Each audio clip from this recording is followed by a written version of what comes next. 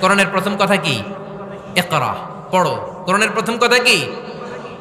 ইকরা বিসমি রাব্বিকাল্লাযী খালাক, খালাকাল ইনসানা মিন আলাক, ইকরা ওয়া রাব্বুকাল আকরাম আল্লাযী আল্লামা বিল কলম, আল্লামাল ইনসানা মা লাম ইয়ালাম। পড়েন সুবহানাল্লাহ। পড়ো তোমার প্রভুর নামে যিনি তোমায় শিখিয়েছেন। Read in the name of your Lord who has created. পড়ো, পড়ার কোনো বিকল্প নাই, আপনার পড়তেই হবে। বেঁচে আছেন পড়েন, সুস্থ তো পড়েন, অসুস্থও পড়েন, মরে যাচ্ছেন তখনও পড়েন, পড়তে পড়তে মরেন। ও মিয়া, মরার সময় পড়ার দরকার আছে না নেই? মরার সময় পড়বেন লা ইলাহা ইল্লাল্লাহ মুহাম্মাদুর, এটা না পড়লে হবে? তার মানে মরার সময়ও পড়তে হবে। চিল্লায় বলেন ঠিক কিনা? তাহলে সুখী, সমৃদ্ধ, আলোকিত একটা পরিবার গড়ার 8 নম্বর পয়েন্ট হচ্ছে একটা ফ্যামিলি লাইব্রেরি। প্রত্যেকটা ঘরে একটা পাঠাগার থাকা চাই। আজ থেকে এই যে 2019 সালের শেষ রজনী, 2020 সাল শুরু হবে আর ঘন্টাখানিক পরেই আমরা এই সিদ্ধান্ত যেন নেই যে আমাদের প্রত্যেকের ঘরে আমরা যেন ছোট্ট করে একটা পাঠাগার বানাই। ওখানে যেন বিভিন্ন ধরনের বই, বিভিন্ন ধরনের বইয়ের কালেকশন রাখি। বই কিনুন, বই পড়ুন, প্রিয়জনকে বই উপহার দিন। বই কিনে কেউ কোনোদিন দেউলিয়া হয় নাই, ঠিক কিনা? পড়তে রাজি আছেন তো? এই যে কোরআনের বঙ্গানুবাদ পাওয়া যায় না এখন, কথা বলেন। স্মার্টফোন আছে কার কার দেখি? হ্যাঁ, কারা কারা স্মার্ট দেখি? হাজার হাজার স্মার্ট, মাশাআল্লাহ। এই স্মার্টফোনের ভেতরে আল কোরআন নামে বাংলায় কোরআনের একটা অ্যাপস পাওয়া যায়। কথা বলেন, পাওয়া যায় কি যায় না? আজকে থেকে এই অ্যাপসটা ডাউনলোড করে প্রতিদিন 1 আয়াত, 2 আয়াত, 3 আয়াত করে পড়া শুরু করে দেন। বাঁচতে হলে পড়তে হবে, বাঁচতে হলে জানতে হবে, ঠিক কিনা? এই স্লোগান আমাদেরকে শিখায়। এই স্লোগান তো আল্লাহ, এই স্লোগান দিয়েই তো আল্লাহ কোরআন শুরু করছে। ইকরা বিসমি রাব্বিকাল্লাযী খালাক। বাঁচতে হলে জানতে হবে, বাঁচতে হলে পড়তে হবে, পড়ার কোনো বিকল্প নাই। আওয়াজ করে বলেন ঠিক কিনা? সুজানগরের রায়েরা, মোবাইলের অ্যাপসের ভেতরে আমরা কোরআন রাখতে রাজি আছি তো সবাই? হাদিসের অ্যাপস ডাউনলোড করতে রাজি আছি তো? বাস রাজি আছি, ডাউনলোড করে রাইখা দেবো, আর কেউ পড়বো না নাকি? হ্যাঁ, প্রতিদিন একটা আয়াত হলেও যেন আমরা পড়ি। আল্লাহ যা বলা দরকার সব বলে দিয়ে গেছে, নতুন করে আর কিছু বলবে না। আমরা যেন পড়াশোনা করি, আমরা যেন একটা পাঠাগার বানাই। আবারও কখনো আসার সুযোগ হলে আমি জিজ্ঞেস করবো, যদি আমার মনে থাকে, যে আপনাদের পাঠাগার আছে কার কার ঘরে। সেদিন সবার হাত তুলতে হবে। এমনি পারা যাবে তো? আল্লাহ তুমি তৌফিক দাও। কয়টা গেল? 8টা। ঘরের সুখ শান্তি ফিরিয়ে আনার 9 নাম্বার খুব জরুরি একটা পয়েন্ট, সেটা হচ্ছে ফ্যামিলি মেম্বারসদের মধ্যে মিউচুয়াল রেসপেক্ট লাগবে, পারস্পরিক শ্রদ্ধাবোধ। কেউ কারো দোষ খোঁজা যাবে না, কিন্তু আমরা দোষ খোঁজায় ব্যস্ত, ঠিক কিনা? ইগো ইগো ইগো আমাদেরকে শেষ করে দিল। ইগো প্রবলেম আছে না নাই? বৌমা শাশুড়ির দোষ খোঁজে, শাশুড়ি দোষ খোঁজে বৌমার। এগুলো আমাদের এলাকায়, সুজানগরে নাই। হ্যাঁ, আছে আছে আছে। ফ্যামিলিটা জাহান্নামের টুকরা হয়ে গেছে। বউ শাশুড়ি দেখতে পারে না, শাশুড়ি বউ দেখতে পারে না, আছে না নাই? এর কারণটা কি শুনি বলেন? 3টা উত্তর নিব এখান থেকে। একজন বলেন যে বৌমা শাশুড়ির পিছনে লাইগা থাকে, আর শাশুড়ি বৌমার পিছনে লাইগা থাকে। বৌমা শাশুড়ির ছায়া দেখতে পারে না, শাশুড়ি বৌমার ছায়া দেখতে পারে না। কারণটা কি? একজন এদিকে আওয়াজ করে। আত্মসম্মানের কারণে। তার মানে ইগো, ইগো প্রবলেম। এদিকে একজন। ইসলামের জ্ঞান নাই, মাশাআল্লাহ। আর এদিকে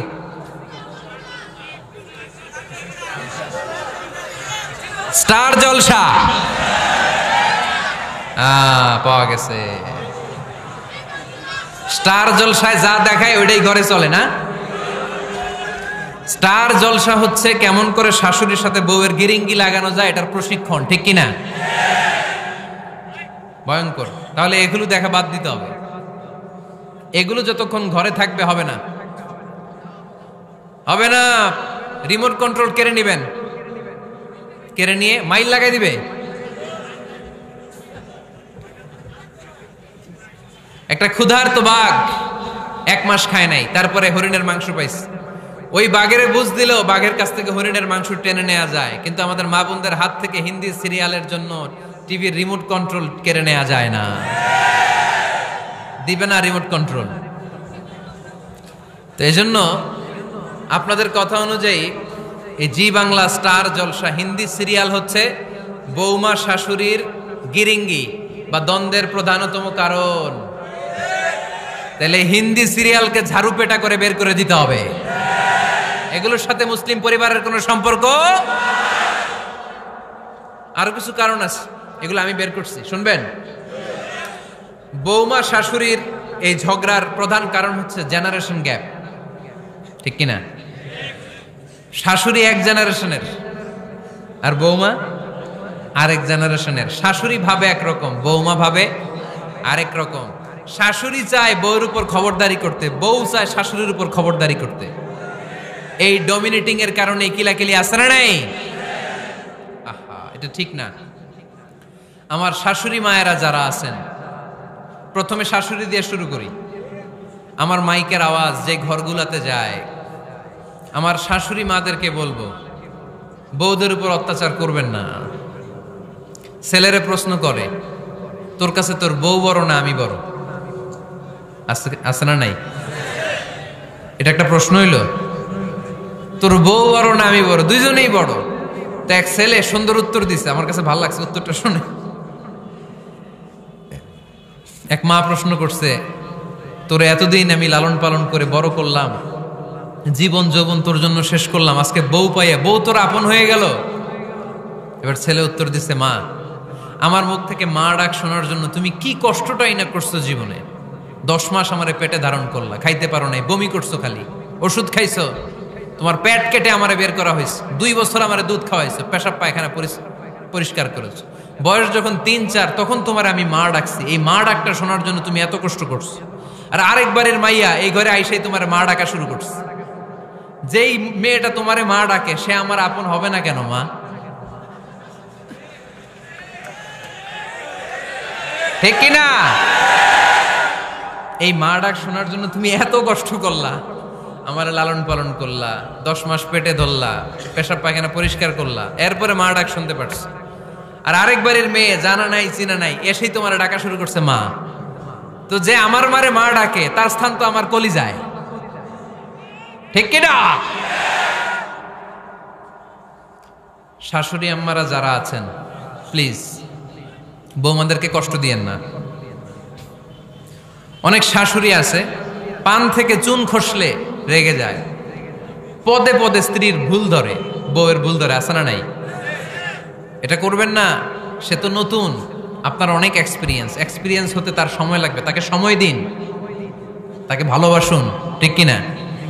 না বুঝে সামান্যতে বৌমারে বদদোয়া দেয়, এরকম আছে না নাই? কিন্তু বুঝতে চায় না, বৌমারে যদি বদদোয়া দেয় তাহলে তার নিজ ছেলের পরিবারের ক্ষতি।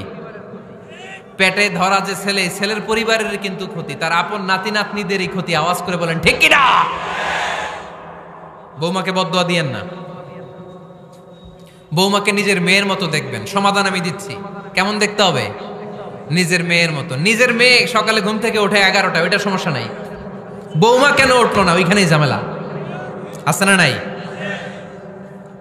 মেহেরবানি করে আপনার বৌমাকে আপনার নিজের মেয়ের মতো দেখেন। নিজের মেয়েরে যেমনি আদর করেন তাকেও অমনি আদর করেন। আপনার বৌমারে যদি আপনি কষ্ট দেন, মনে রাখবেন আপনার নিজের মেয়েটাও আরেকবারের বউ হয়ে কয়েকদিন পরে যাবে। আপনি যা যা করবেন আপনার মেয়েকেও তারা ওই রকম কষ্ট দিয়ে বাড়িতে ফিরিয়ে দিবে। চিল্লায় বলেন ঠিক কিনা?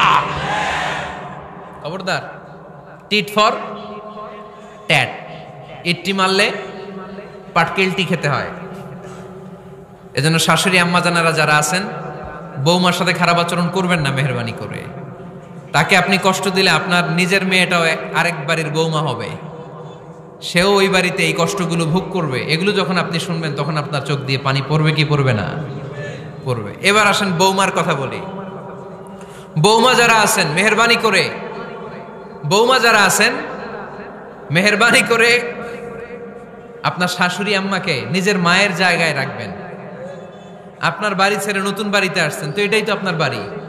আপনার মা রেখে দিয়ে নতুন মা পাইছেন, এটাই তো আপনার মা। তো ওনাকে মায়ের জায়গায় বসাতে আপনার সমস্যাটা কোথায়? বৌমারা খেয়াল রাখবেন, আপনি আপনার শাশুড়ির সাথে যে আচরণটা করতেছেন, আপনার শেষ বয়সে আপনার ছেলের বিয়ে দেওয়ার পরে যে বৌমাটা আসবে, ওই আচরণই আপনাকে ফিরিয়ে দিবে। The nature has its own return. প্রকৃতির একটা মাইর আছে, এটা শেষ মাইর, এটা শেষ খেলা। প্রকৃতির খেলা বড় খেলা। আপনি আপনার শাশুড়ির সাথে যে আচরণ করবেন, আপনার শেষ বয়সে আপনিও একদিন শাশুড়ি হবেন, এটা মাথায় রাখবেন। ওই আচরণই আপনি ফিরে পাবেন। আওয়াজ করে বলতে হবে, ঠিক কিনা? এজন্য 9 নম্বর পয়েন্টস হচ্ছে মিউচুয়াল রেসপেক্ট। সবাই যেন সবাইকে ভালোবাসি। দোষ ছাড়া মানুষ নাই, সবার দোষ আছে। আমরা যেন একে অন্যের দোষ না খুঁজি। বৌমারা, আপনাদের কেন যদি আমার মাইকের আওয়াজ যায়, অল্প কিছু টেকনিক অবলম্বন করলে আপনি আপনার শাশুড়ির মন জয় করতে পারবেন। শাশুড়িরা আসলে বেশি কিছু চায় না, আগের জামানার মানুষ তো, এদেরকে ওইভাবে হাত করতে হবে। মাঝে মাঝে একটু শাশুড়ির মাথায় তেল দিয়ে দিবেন, চুলে তেল দিয়ে দিবেন আর কি, মাঝে মাঝে চুল আশ্রয় দিবেন, এগুলো কিন্তু খুব পছন্দ করে শাশুড়িরা। ওনার প্রেশারটা একটু মেপে দিবেন, ডায়াবেটিক্সের ওষুধটা খাইলেও কিনা সময় মতো খোঁজ নেবেন, কি পছন্দ করে খেতে একটু রান্না করে দিবেন। যেই বক্তার ওয়াজ শুনতে পছন্দ করে, ওই বক্তার ওয়াজগুলো ডাউনলোড করে শাশুড়ি আম্মাকে দিবেন, ইসলামী বই দিবেন। দেখবেন বয়স্ক নারীরা মাহফিল যেতে খুব পছন্দ করে, ওয়াজ শুনতে খুব পছন্দ করে, নবীদের কাহিনীগুলো শুনতে পছন্দ করে। বসায় বসে একটু কাহিনীগুলো শোনাবেন। বাইরে বেরোলে জিজ্ঞেস করেন, আম্মা আপনার কিছু লাগবে কিনা। আর একটা টিপস আছে, চুল যখন আশ্রাবেন আর শাশুড়ির মাথা যখন তেল দিয়ে দিবেন, তখন অতীতের কথা জিজ্ঞেস করেন। দেখবেন অতীতের স্মৃতিতে হারিয়ে গিয়েছে আপনার শাশুড়ি।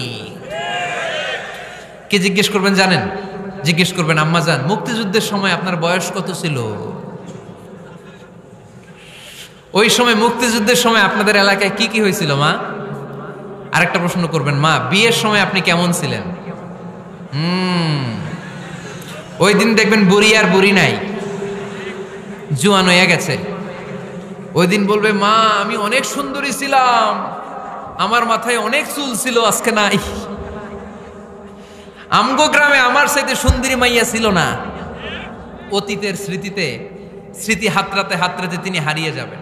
জিজ্ঞেস করবেন যে, মা শীতকালে আপনাদের দেশে কি পিঠা বানাতেন আপনি যখন ছোট ছিলেন? আপনার বাপ চাচারা কি করতো?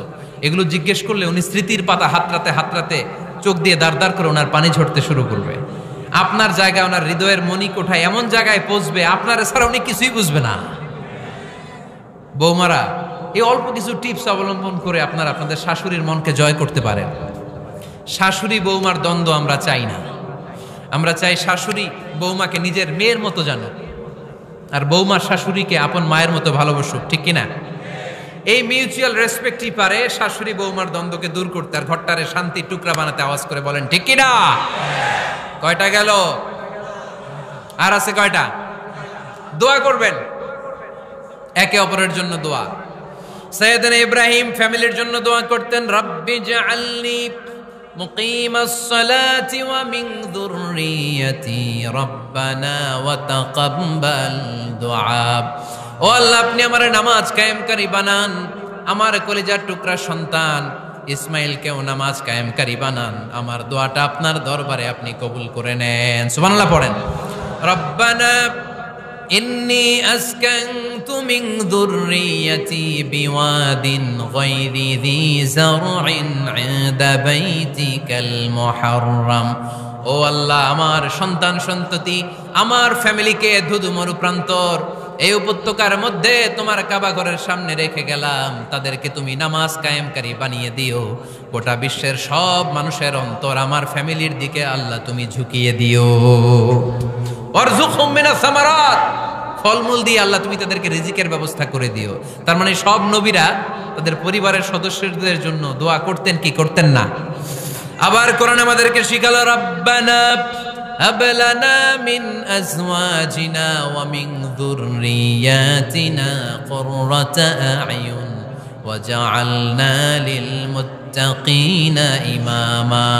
ও আল্লাহ, এমন নেককার সন্তান, এমন নেককার স্ত্রী আপনি আমাকে দান করেন, যাদের দিকে তাকালে আমার চোখ দুইটা ঠান্ডা হয়ে যায়। চক্ষু শীতলকারী স্ত্রী দেন। বিয়ে যাদের হয় নাই, ইয়াং ছেলেরা এই দোয়াটা করবা, বিয়ের জন্য দোয়ার দরকার আছে না নাই? প্রতিদিন এই দোয়া করবো, আল্লাহ এমন স্ত্রী দেন, এমন জীবন সঙ্গিনী আপনি আমাকে দেন, এমন লাইফ পার্টনার দেন যার দিকে তাকালে আমার চোখ জুড়িয়ে যায়। এমন সন্তান আল্লাহ আপনি আমার ফ্যামিলিতে দেন যাদের দিকে তাকালে আমার চোখ দুইটা ঠান্ডা হয়ে যায়। নেককার সন্তান, নেককার স্ত্রী আল্লাহর কাছে দোয়া করে চেয়ে নিতে হয়। তাহলে ফ্যামিলি মেম্বার একে অপরের জন্য দোয়ার দরকার আছে না নাই?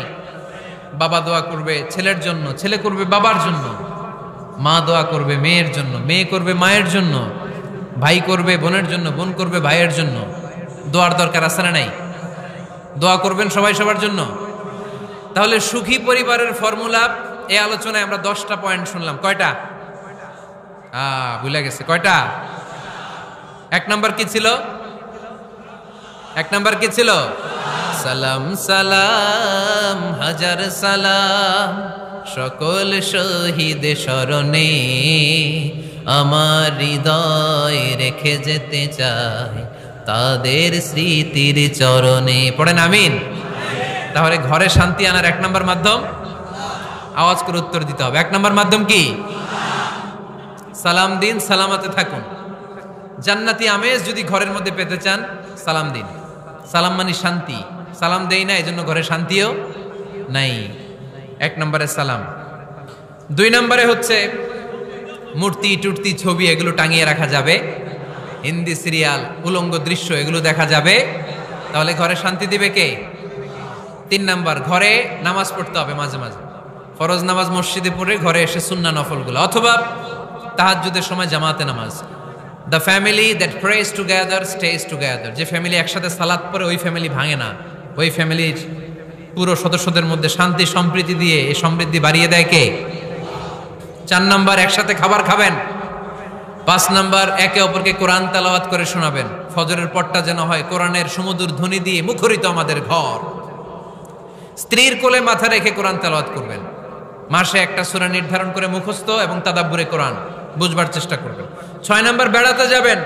জাফলং, কক্সবাজার, হাকালুকি, হাওরে যেয়ে হারিয়ে যাবেন সবাই।